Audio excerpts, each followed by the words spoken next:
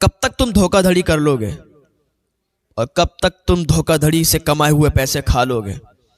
जिंदगी से ऊपर तो नहीं जी लोगे। जब मौत आएगी तभी मरोगे। 400-500 साल तो जिंदगी होगी नहीं। अगर ईमानदारी से कमाओगे तब भी खाओगे, और अगर हराम कमाई कमाओगे तब भी खाओगे। लेकिन ईमानदारी वाली कमाई आपका साथ देगी, और हराम की कमाई आपको बर्बाद करेगी, आपका साथ नहीं देगी। उसके लिए फिर आपको आगे गुजरना होगा। सांप, बिच्छू, अजदहे, अजाबात से आपको सामना करना पड़ेगा। आज अगर आप दूध में पानी मिलाकर लोगों को धोखा दे सकते हो, क्या अल्लाह तुम्हें देख नहीं रहा है? एक आंख है जिसको न नींद है न औंग है। ला ताखुज़ुहु सिनतुन वला नौम, जिसको औंग भी नहीं आती, जिसको नींद भी नहीं आती। आज तुम दूसरों को धोखा देकर तो जी सकते हो, लेकिन कल क्या जवाब दोगे? जब तुम्हारे रब के सामने तुम्हारी हाजिरी होगी तो क्या जवाब दोगे?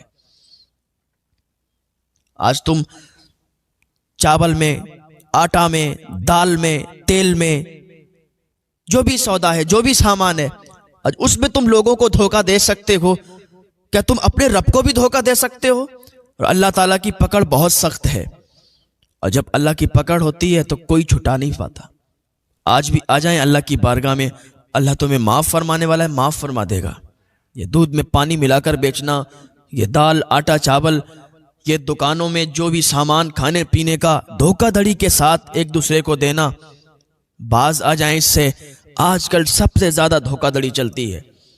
आप अगर किसी फ्रूट को खरीदने के लिए चले जाएं, किसी भी ठेले पर चले जाएं और कोई भी सामान खरीदें आप, तो अगर उसने आपको खराब दे दिया जानबूझकर तो गुनाहगार वो होगा।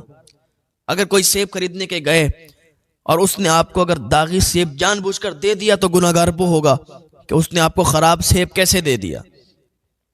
अगर कहीं पर आप तेल लेने के लिए गए, उसने नाप तौल में कमी कर दी तो गुनाहगार वो होगा, और उसका अंजाम उसको भुगतना पड़ेगा। अगर आप बेसन खरीदने के लिए गए और उसने आपको आटा मिलाकर दे दिया, बेसन में मिलावट कर दी, तो अंजाम वो भुगतेगा। और अल्लाह की सख्त पकड़ है, अल्लाह की पकड़ बहुत सख्त है। तौबा कर लें। इंसान अपनी जिंदगी से ऊपर नहीं जी सकता, और मौत भी बताकर नहीं आती। आज हम मोबाइल यूज करते हैं, मोबाइल में डाटा यूज करते हैं, तो जब 50% खत्म हो जाता है तो मैसेज आ जाता है कि 50% डाटा आपका खत्म हो गया। एक मैसेज आ जाता है कि अपना नेट हिसाब से चलाना। हमें मालूम चल जाता है ना हमारा डाटा खत्म हो चुका है, 50-90% हो चुका है। लेकिन मौत के बारे में कौन बताएगा? मौत के बारे में कोई बताता नहीं है। मौत तो ऐसे ही आ जाएगी। मौत के बारे में हमें मैसेज नहीं आएगा, हमें पता नहीं चलेगा कि हमारी मौत बस 1 साल में आने वाली है, 1 महीने में आने वाली है, ऐसा कुछ नहीं पता चलता। हाँ, मौत की कुछ निशानियां आ जाती हैं, मौत की कुछ निशानियां हमें मिल जाती हैं, वरना तो कोई भी कभी भी किसी की मौत आ जाती है। अभी इंसान छोटा है, उसकी मौत आ गई, बूढ़ा है, उसकी मौत नहीं आई, दादा बैठा हुआ है, पोते का इंतकाल हो गया, बाप बैठा हुआ है, बेटे का इंतकाल हो गया। ये सब अल्लाह की मर्जी से होता है, ये निज़ाम सब अल्लाह की मर्जी से चलता है। तो अल्लाह की मर्जी के मुताबिक जिंदगी गुजारो तो तुम्हें फायदा है। रह भी अल्लाह की जमीन में रहे हो, खा भी अल्लाह का रहे हो, और अल्लाह की बगावत करोगे तो अंजाम खुद भुगतोगे। एक शख्स आया एक अल्लाह के वली के पास, कहने लगा, हजरत मैं गुनाह करता हूं, छोड़ नहीं पाता हूं, क्या कोई ऐसा भी अमल है कि मैं गुनाह करता रहूं और अजाब भी ना मिले? वो अल्लाह के वली कहते हैं, तो फिर तुम इस जमीन से बहुत दूर चले जाओ, अल्लाह की बनाई हुई जमीन से बहुत दूर चले जाओ। वो कहता है कि हजरत ये कैसे हो सकता है, क्योंकि सारी जमीन तो अल्लाह की है, और अल्लाह की बनाई हुई जमीन से दूर कैसे जा सकते हैं?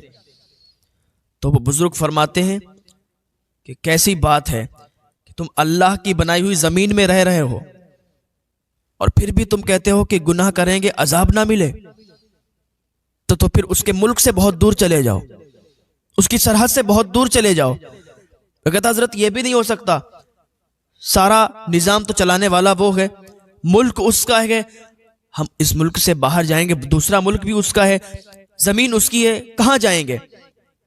बुजुर्ग कहते हैं, वाह भाई वाह, यानी उसी के मुल्क में रहोगे, जिसके मुल्क में रहोगे और उसी से गद्दारी करोगे। फिर वो अल्लाह के वली कहते हैं कि उसका दिया हुआ रिस्क खाना छोड़ दो, وہ شخص کہتا ہے حضرت یہ بھی نہیں ہو سکتا کیونکہ رزق تو اللہ کا ہی ہے، اللہ کا رزق ہے، کیسے چھوڑ دیں؟ وہ بزرگ کہتے کتنے ناشکرے ہو کہ جس کا دیا ہوا رزق کھاتے اور اسی سے بغاوت پہ اترے ہوئے ہو، جس کی زمین پہ رہتے ہو اسی سے بغاوت پہ اترے ہوئے ہو، جس کے ملک میں رہتے ہو اسی سے بغاوت پر اترے ہوئے ہو۔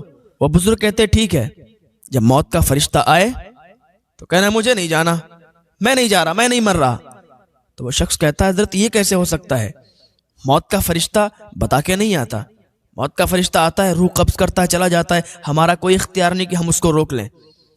وہ بزرگ کہتے ہیں واہ بھائی واہ، موت کے فرشتے پر بھی آپ کا اختیار نہیں، موت کے فرشتے کو بھی آپ روک نہیں سکتے، اپنی موت سے بھی آپ بچ نہیں سکتے، اپنی موت کو بھی نہیں روک سکتے، پھر بھی آپ کہتے ہیں کہ ہم گناہ کریں گے اور عذاب نہ ملے؟ کیسی بات کرتے ہیں آپ؟ ٹھیک ہے، جب تمہیں عذاب کے لیے فرشتے جہنم کی طرف لے جاتے ہوں گے تو جہنم کی طرف مت جانا، فرشتوں سے کہہ دینا مجھے نہیں جانا، میں نہیں جا رہا جہنم۔ وہ شخص کہتا ہے حضرت یہ کیسے میں کر سکتا ہوں؟ تو وہ بزرگ فرماتے ہیں کہ تم جہنم میں جانے سے بھی نہیں بچ سکتے، اور جہنم کے فرشتے جب تمہیں لے جائیں گے تب بھی تم ان کو منع نہیں کر سکتے، موت کو بھی روک نہیں سکتے، ٹھوکر لگ جائے گرنے سے بھی روک نہیں سکتے۔ اب بتاؤ کیا اب بھی گناہ کرنا چاہتے ہو؟ کیا اب بھی چاہتے ہو کہ گناہ کرو؟ وہ شخص کہتا ہے حضرت میں سمجھ گیا، میں اپنے گناہوں سے توبہ کرتا ہوں اللہ کی بارگاہ میں کہ آج کے بعد کبھی گناہ نہیں کروں گا، کیونکہ مجھے معلوم چل گیا ہے کہ میری موت آئے گی تو ہم موت کو نہیں روک سکتے، اور جس کی زمین میں رہتے ہیں اس سے وفاداری کرنا ہے، جس کے ملک میں رہتے ہیں اس سے وفاداری کرنا ہے، اور نیک عمل کریں گے، نیک کام کریں گے تو اللہ تعالیٰ معاف فرمانے والا ہے، وہ معاف فرما دے گا۔ وہ کہتے ہیں ٹھیک ہے، اچھی بات ہے، تم سمجھ گئے، تو آج ہمیں بھی چاہیے کہ ہم نیک عمل میں لگ جائیں، اللہ تعالیٰ معاف فرمانے والا ہے، معاف فرما دے گا۔ اللہ ہمیں ہدایت کی توفیق عطا فرمائے، اللہ گناہوں سے بچنے کی توفیق عطا فرمائے۔